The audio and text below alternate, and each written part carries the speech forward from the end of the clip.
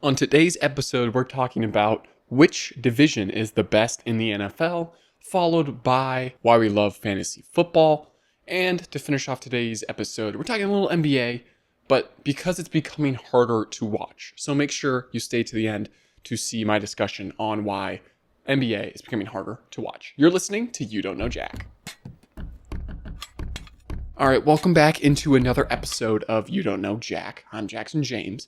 Today we got a very future-looking episode, starting off with talking about the best division in football, then talking about why we love fantasy football. I got a couple of fantasy football drafts coming up, and then we're going to talk about the problem with the NBA, but that's at the end. For right now, let's start the discussion on the NFL division champion, the king. Who is the best division in football? And so when you look at last season, clearly the best division in football was the NFC North, which was a big shock to people, especially with the Minnesota Vikings situation last year in terms of losing J.J. McCarthy to an MCL tear, which sidelined him for the whole season. Then you have Sam Darnold, kind of this journeyman quarterback. No one was really too sure how he would perform in Minnesota. At the end of the season, he was getting MVP votes, or at least consideration. Then you look at teams also that made the postseason in that division. The Green Bay Packers with Jordan Love, Jaden Reed. That's kind of a up-and-coming, very young team. And they ended up winning a playoff game in the dismantling of the Dallas Cowboys in that wildcard round the year prior. And so they kind of came in with some momentum, and they ended up making the postseason as well. And then obviously you have one of the more popular Super Bowl contenders, Super Bowl bets this year in the Detroit Lions. Right? They're running it back. They did lose their OC and DC, their offense and defensive coordinators. So that's going to be an interesting situation out there in Detroit. And that's really the only thing holding people back from for sure betting them to win the division. Now I'm going to have my division winners come out sometime either later this week or next week, because that is going to be a very interesting episode in terms of how I dive deep into each team's situation and their divisions as a whole. And then finishing off this best division in football, you had the weakest team in the Chicago Bears. They rallied off around 5 wins. They started off strong. It literally looked like one of the best divisions in the history of the NFL. But then the Bears faded, and they ended up, I believe, only winning one of their last 10-ish games or something like that. It was an all-time debacle of a season, but that's for another time. So the NFC North was clearly the best division in football. So the question rises again entering this year, which division do we think is going to hold that title this year? And I think the NFC North will still have a competitive edge to this battle, right? When you look at the teams, the 3 teams that are playoff teams last year, Minnesota, Detroit, and Green Bay, they pretty much bring all the same cores of their units back this year. The only question mark for most of these teams, or for the majority of people on these teams, is Detroit going to have the same level of ingenuity that Ben Johnson had as an OC? For the Vikings, it's going to be, is J.J. McCarthy going to have the same level of production as Sam Darnold? Or at least, a poor man's version of it. Is he going to hold back that offense? And then for Green Bay, it's like, they didn't make too many changes. Is Matthew Golden really going to change this offense? The defense doesn't look too special. Are they potentially going to fade this year? And I think out of those 3 teams, Green Bay is probably the more likely team. But then there's no bigger questions in that division than the Chicago Bears, without a doubt in my mind. Obviously, there's a bunch of news about Caleb Williams. I talked about him a couple episodes ago in the Bears situation. There's going to be a lot of eyes on that Chicago Bears offense, drafting him some help, Colston Loveland, Luther Burden III. It's going to be a very skilled offense, but is that going to translate not only to productive plays, productive drives, touchdowns, but wins, right? That's going to be the real question. Is it going to translate to wins? And so for the Bears, their hope this season relies on Caleb Williams because he has the unit to do it. They beefed up that O-line. Are they going to take the next step and to be not necessarily a playoff team, but in the playoff contention? That's the biggest thing for the Chicago Bears. And also looking at win totals from last season, the NFC North absolutely dominated every other division, right? That helps when you have 3 playoff teams. But let's look at some of the other competition in terms of what teams could potentially dominate the regular season and make the postseason. The division that catches my eye, and probably yours too, is the AFC West. Now, again, you got the juggernaut in the Kansas City Chiefs, but then you have two potentially up-and-coming teams in the Denver Broncos and also the Los Angeles Chargers. Both these teams missed the postseason last year, but they showed promise in terms of both having new cultures. One with Sean Payton, the other with Jim Harbaugh. Now, at the end of the day, it's going to be, okay, which team's quarterback do you like more? Do you like a Bo Nix or do you like Justin Herbert? I would say they're fairly similar quarterbacks. And so when you're nitpicking these teams, you also got to consider, okay, now defense plays a role. Well, the Denver Broncos have the reigning defensive player of the year in Pat Surtain II. Okay, that's a little edge to them. The Chargers, they got rid of Joey Bosa. They're sort of question mark on that side of the ball. Then you have, the offensive side, which Justin Herbert's great, but what weapons does he have? Are they going to be more of a run-heavy team like they were last year? Is that going to translate to wins? So those are the question marks with both these teams. I would probably bet more on the Denver Broncos than the Chargers this year. However, they're still going to be very comparable teams, and some analysts, some people on these talk shows are preaching about, they're going to steal the title from Kansas City this year in that division. Now, Kansas City has won the division the last numerous years, right? They've been, the creme de la creme of the AFC. And so people are like, well, I think Kansas City is going to take a step back this year. I think that's a little crazy of a take. However, I think that goes to show the improvement of the other teams in the division. And then the supposed weakest link in that division is the Las Vegas Raiders, right? But they also have a new culture, new quarterback, new weapons, right? Pete Carroll comes in. What does that translate to with a veteran quarterback like Geno Smith? Their relationship worked when they were in Seattle. Now, again, this is a very tough division. So will it potentially translate to consistent wins or consecutive wins rather than just solid performances? Because at the end of the day, you could be dropping 40 points as an offense, but if the other team scores 41, that's a little bit unfortunate, and that's not how you win football. So that's why I think the AFC definitely has AFC West has some play when it comes to the best division in football. So I think it really is between the AFC West and NFC North. But what are some other potential divisions that could play a role? Well, there's always going to be the AFC North, right? You have your juggernaut in the Baltimore Ravens. Do the Bengals bounce back this year with the high-powered offense? Does their defense look any different than last year, right? What about the Steelers? They have Aaron Rodgers now with DK Metcalf. Will that translate? Now, I think we're all thinking the same thing. Probably not. That's why I'm kind of sort of mentioning them as an honorable mention, right? But you look at other divisions in football. Really, in the NFC, there's not too much competition. The NFC West has taken a couple steps back. That's because their juggernaut of a team has taken a step back, that being the 49ers. Now, a lot of people are fading them. A lot of people are high on them. It's a controversial team right now. However, I believe that it is a lot of parity in that division. I think that division can go anyway. But I do think they have some of the weaker teams in the whole league in that division. And also, I think they're all not truly elite, which will hold them back in terms of getting consistent and consecutive wins in the NFL and also in the regular season, which can hurt their overall division win total. Because at the end of the day, right, win total is what matters. Now, again, you have to look past the stats, right? If, let's say the Philadelphia Eagles go 16-0, the Washington Commanders go 10-7, but then the Cowboys and Giants completely stink, but they're being propped up because the Eagles won so many games. That could be very misleading, right? And so my bet for this year on who's going to be the best division in football, it's actually going to be the AFC West. I know I just made the whole talking point for the NFC North. However, I think there's much more upside with those teams in the AFC West than in the NFC North. I don't know what Minnesota's going to look like this year.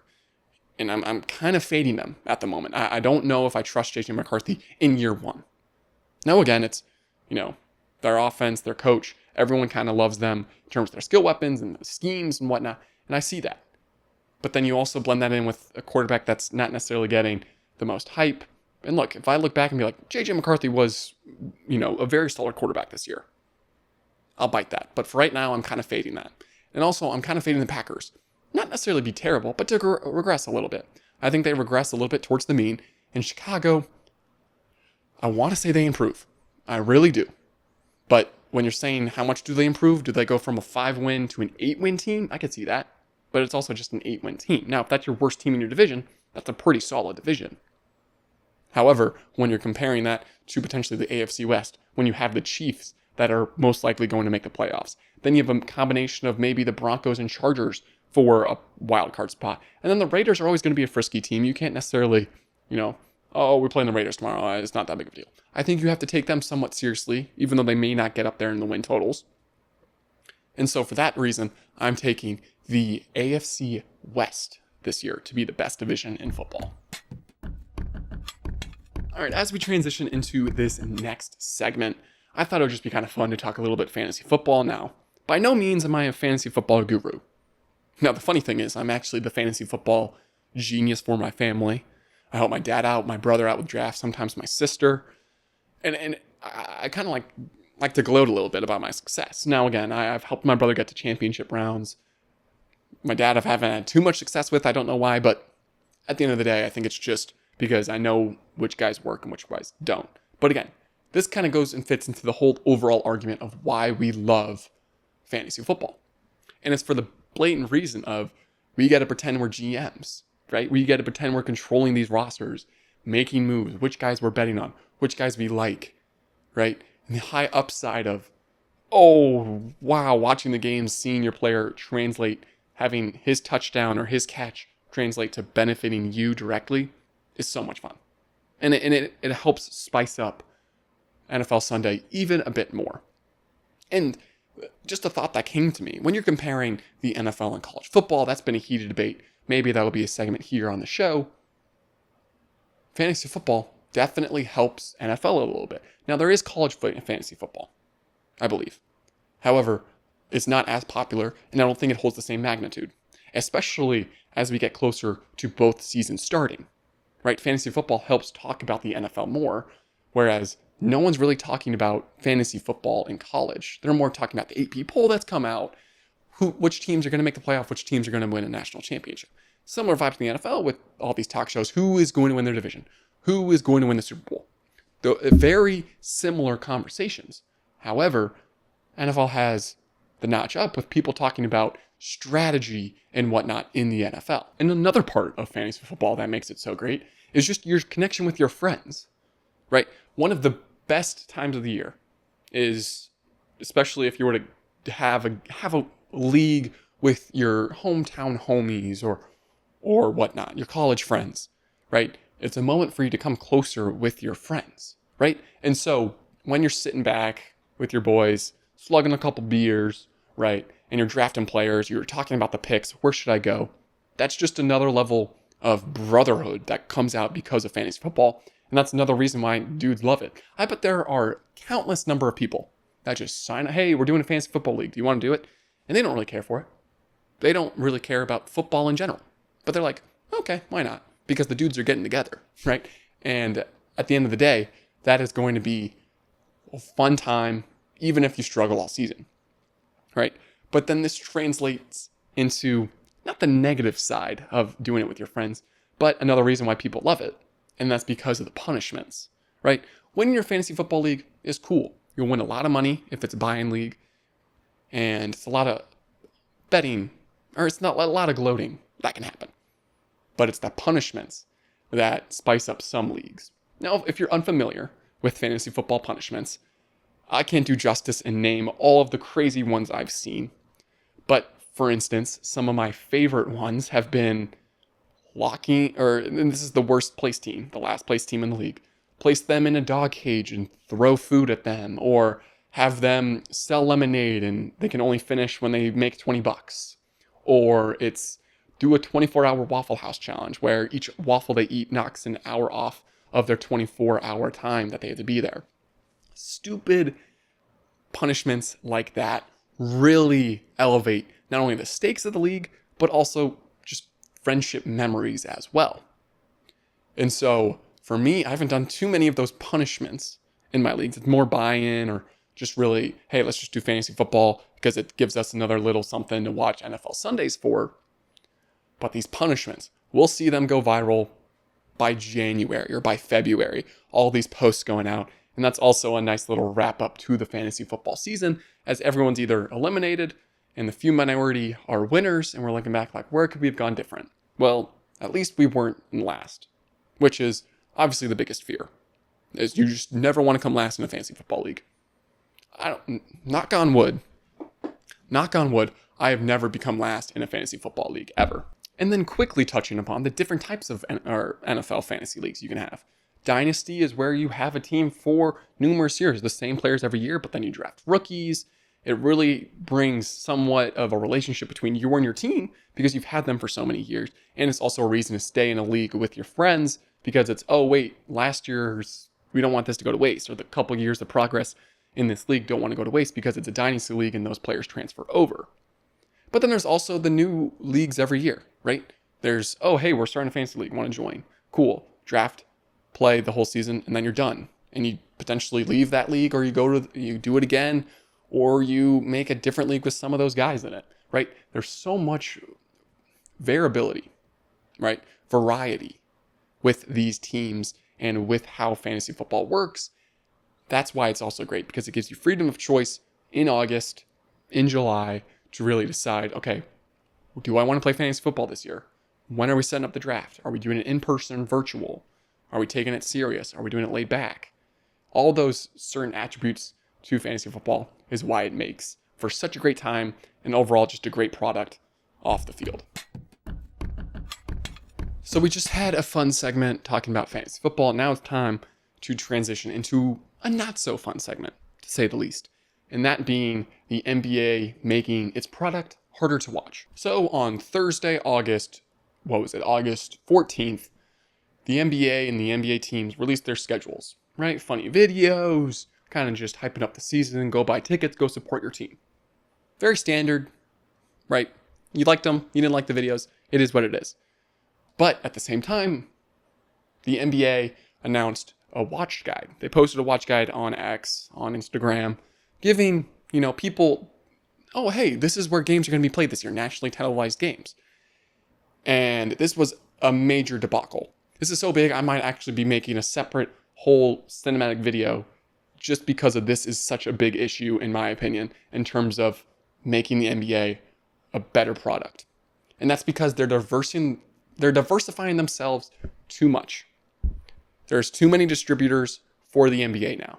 Before, if you wanted to watch a primetime game, it was either on ESPN or TNT, sometimes ABC, ESPN, and the occasional NBA TV game. Well, the NBA just signed in 2024, I believe, an 11-year, $65 billion deal with NBC, with Prime, with ESPN, about how they distribute the games. And so let me just go through the weekly schedule, right? If you're an NBA fan for this upcoming season, let me go through the weekly schedule on where you can find nationally televised games. So on Monday, you can find them exclusively, keyword exclusively, on Peacock. Then on Tuesday, you can find games either on NBC or Peacock. Then on Wednesday, you can find it on ESPN. And then on Thursday, you can find it exclusively on Prime Video. Then on Friday, you can either find it on Prime Video or ESPN. And on Saturday, you find it on Prime or ABC. And then on Sunday, you can either find it on ABC or NBC/Peacock. What?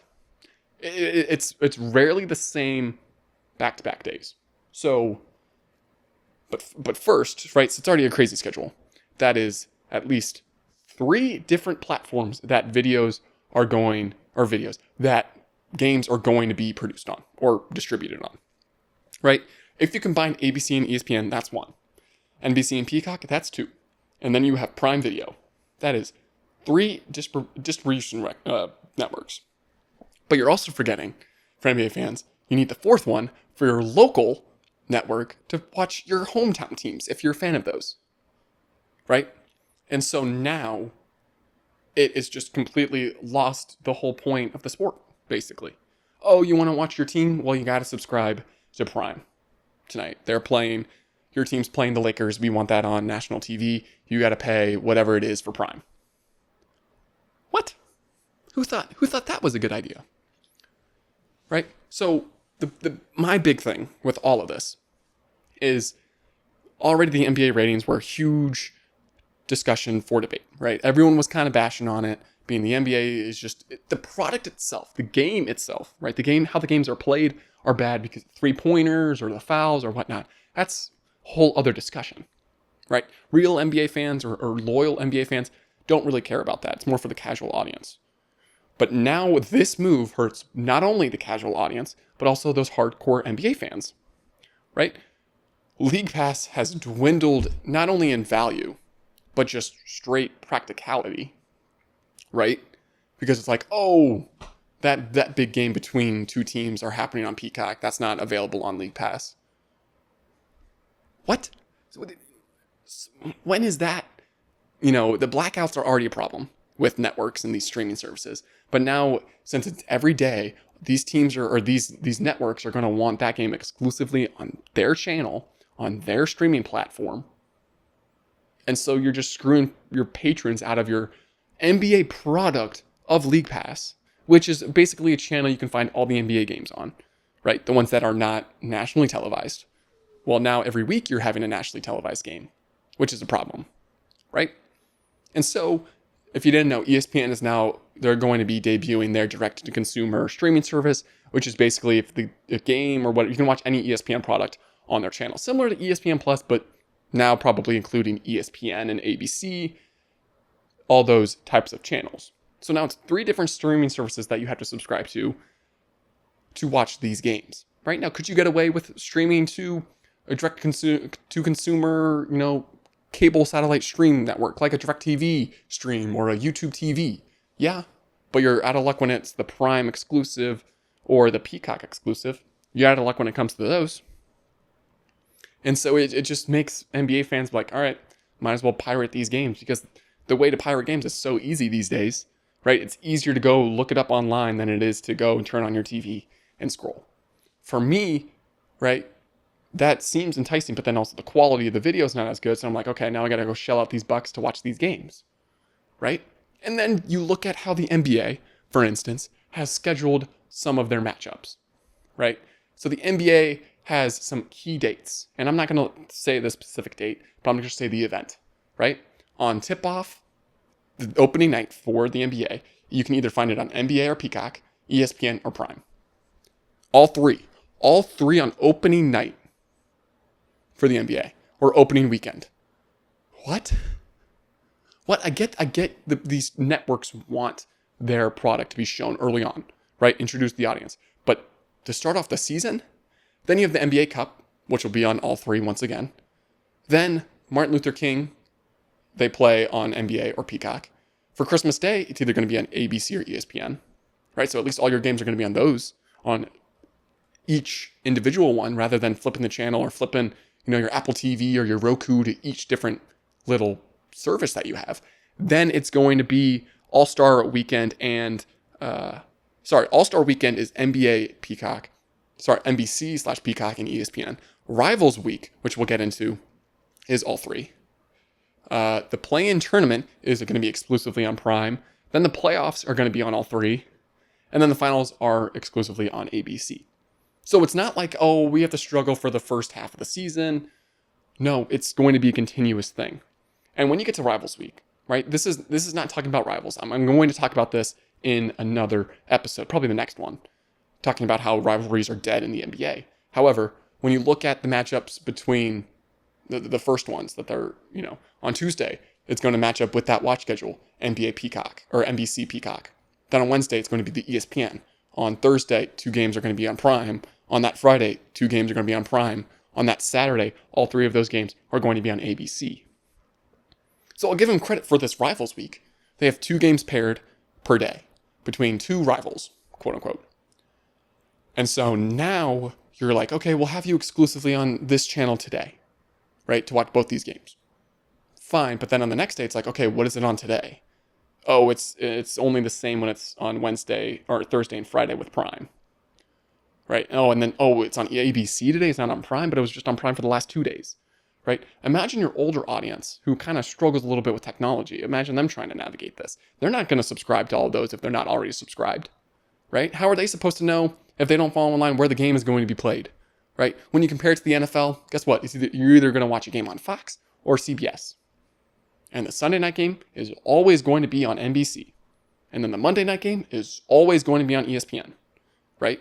So you have your choice. Yes, those are different networks, but you can get them all with the same package, right? You do the direct-to-consumer streaming networks, the DirecTV, the YouTube TV, right? You get those, you flip, bang, right? It's a one simple package. Whereas the NBA is asking you, hey, we're not necessarily in control of these other networks. You got to go out your way to subscribe to them, and then you'll get the games. It's a very similar issue to Thursday Night Football in the NFL, right? Oh, they make you now subscribe to Prime, right? Luckily for the NFL, that's just one night, and it's going to be the same night the entire season, right? And you're saying, oh, well, Jackson, it's the same thing. It's just one night, the same night, every week for the whole season. Yeah, but it's one of three that does it. Could you imagine if the NFL was played, let's say, every other day, but the games that were played on that day switched every single time? How confusing that would be. Oh, where do the Cowboys play? Oh, the Rams are playing today. Where do they play? Oh, the Tampa Bay Bucks are playing the Philadelphia Eagles. Where's that game being played? On Peacock. What? Right? And now Peacock and some of the other streaming services have made NFL games exclusive.